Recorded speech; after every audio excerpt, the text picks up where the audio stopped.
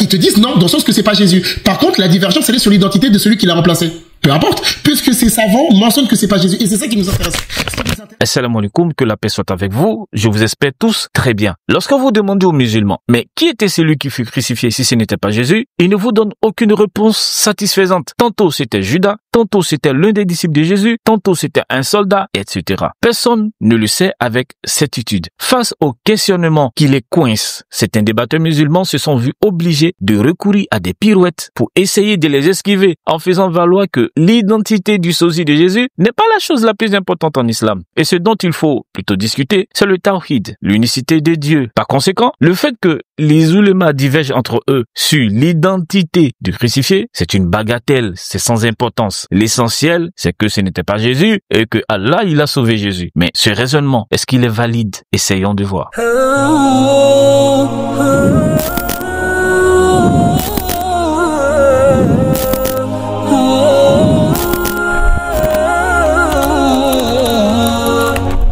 Le déni de la crucifixion de Jésus est essentiellement fondé sur un seul verset du Coran, la sourate 4, les versets 157 à 158. Et ils ne l'ont ni tué, ni crucifié, mais cela leur a semblé. Autrement dit, ils ont eu l'impression de l'avoir fait, ils ont été dans une sorte d'illusion. De quelle sorte d'illusion il s'agissait? Les explications ne reposent que sur des spéculations. Mais ce qui est intéressant, le verset précise que ceux qui ont discuté sur son sujet sont vraiment dans l'incertitude et qui n'en ont aucune connaissance certaine, ne faisant que suivre des conjectures. Aussi drôle que cela puisse paraître, c'est exactement dans cet état d'incertitude et de conjecture que sont les musulmans lorsqu'ils abordent le sujet sur base du Coran. Pour Ismaël El-Hanifi, si les savants divergent, cela ne pose aucun problème du moment où ils sont tous unanimes sur le fait que ce n'était pas Jésus qui fut crucifié. Salam alaikum, bonjour et bienvenue à tous. Vous savez, ces derniers temps, il y a des personnes qui considèrent qu'elles ont trouvé un argument fatal, etc., tout ça contre les musulmans. Ils disent parce que dans les textes de commentaires coraniques, il y a plusieurs avis sur l'identité de la personne qui a été crucifiée à la place de Jésus. Petit rappel, les musulmans ne reconnaissent pas la mort par crucifixion de Jésus, que la paix divine soit sur lui. Parenthèse refermée. Et donc ils nous disent, regardez dans le texte de commentaires coraniques, d'accord, donc les savants musulmans divergent sur l'identité de la personne qui aurait été donc crucifiée à la place de Jésus. Donc certains vont dire que c'est Simon de Cyrène, d'autres disent que c'est Judas, d'autres disent que c'est un geôlier, d'autres diront comme Ibn Kathir rahimahullah que c'est un des apôtres de Jésus. Et on peut trouver aussi d'autres avis. Certains vont dire que la ressemblance se trouvait à tel niveau du corps, d'autres personnes vont te dire que Jésus se trouvait dans une maison, que Jésus se trouvait dans une prison, etc., tout ça. Donc en fait les savants divergent. Félicitations. Et alors, dans les textes d'explication que vous avez trouvés, peu importe les savants que vous allez nous ramener, est-ce que les savants que vous citez disent que Jésus est mort crucifié? Non. Donc, tous les savants que vous avez lus sont unanimes et sont d'accord sur le fait que Jésus n'est pas mort par crucifixion. Et donc vous, en fait, plutôt que de délaisser l'unanimité, vous allez chercher les ambiguïtés. C'est ce qu'Allah dit de toute façon dans Sourate Al-Imran. C'est connu. Mais les savants que vous citez, que vous lisez, ils te disent non, dans le sens que c'est pas Jésus. Par contre, la divergence, elle est sur l'identité de celui qui l'a remplacé. Peu importe, puisque ces savants mentionnent que c'est pas Jésus. Et c'est ça qui nous intéresse. Ce qui nous intéresse, c'est le fait que ça soit pas Isa, alayhi salatu wassalam, qui meurt par crucifixion. Donc il y a aucune ambiguïté. Il n'y a pas d'ambiguïté sur Jésus, aucune.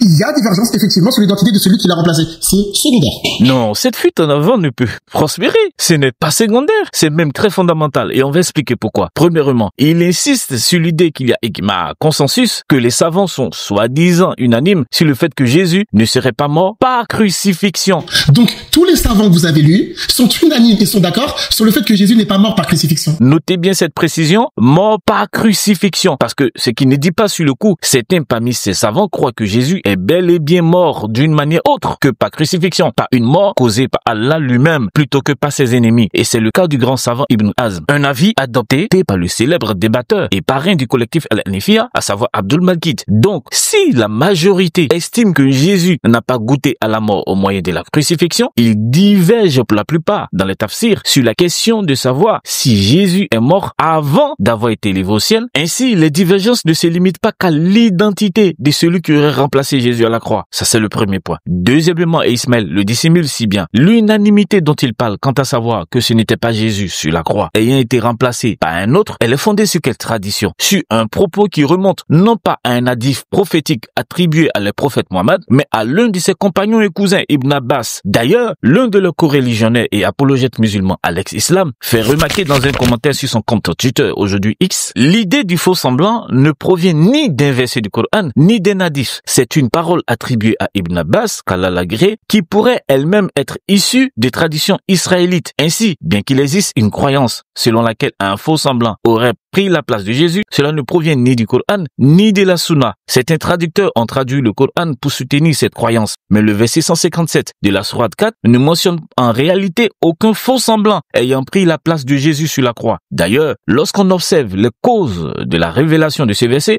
on voit bien que jamais il n'est fait mention d'un faux semblant. Ainsi, la supposée unanimité que revendique Ismaël El-Hanifi au sujet de le savant concernant Jésus et la croix, qui repose elle-même sur le postulat d'un sosie, d'un faux semblant crucifié, peu importe son identité, puisque ce serait secondaire, cette unanimité-là, elle découle d'une parole attribuée à Ibn Abbas et que Alex Islam, comme bien d'autres d'ailleurs, juge comme pouvant provenir des Israéliens.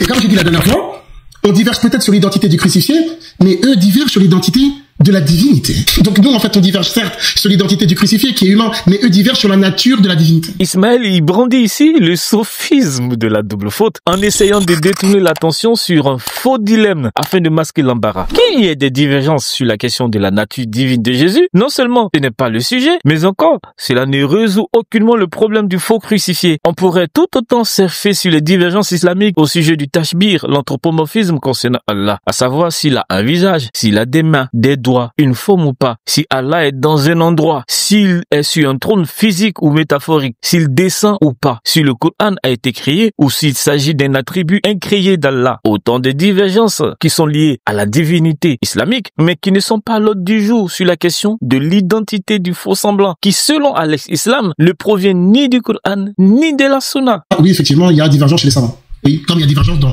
d'autres sujets dans le Coran, il y a énormément de divergences sur des sujets. Et alors, comme si tu peux trouver des divergences d'avis sur les textes bibliques, c'est comme ça, c'est des discussions de savants, mais c'est un sujet qui est périphérique, c'est pas, c'est pas entre guillemets quelque chose d'ultra important. Il y a divergence, alhamdoulilah, ça pose aucun problème. L'essentiel pour nous, c'est que Allah Azza wa Jalla a sauvé son prophète, le Messie. Donc en fait, les frères, faut pas avoir peur de cet argument. L'argument, peu importe l'identité, c'est pas grave. Là où il y a consensus, c'est que Jésus, que la paix divine soit sur lui, c'est pas lui qui s'est fait crucifier, et donc les gens qui ont voulu se débarrasser de lui par la mort, ici, là, ils ont pas de gain de cause. On s'arrête là. En fait, vous êtes obligé de vous arrêter là, parce qu'il n'y a rien qui tienne debout dans votre théorie du faux semblant. Se contenter de dire que les savants sont unanimes, que ce n'était pas Jésus à la croix, c'est suffisant, on s'arrête là. C'est comme donner de la glace à une personne assoiffée et lui demander de l'avaler d'un seul trait afin d'étancher sa soif. Ça n'a aucun sens.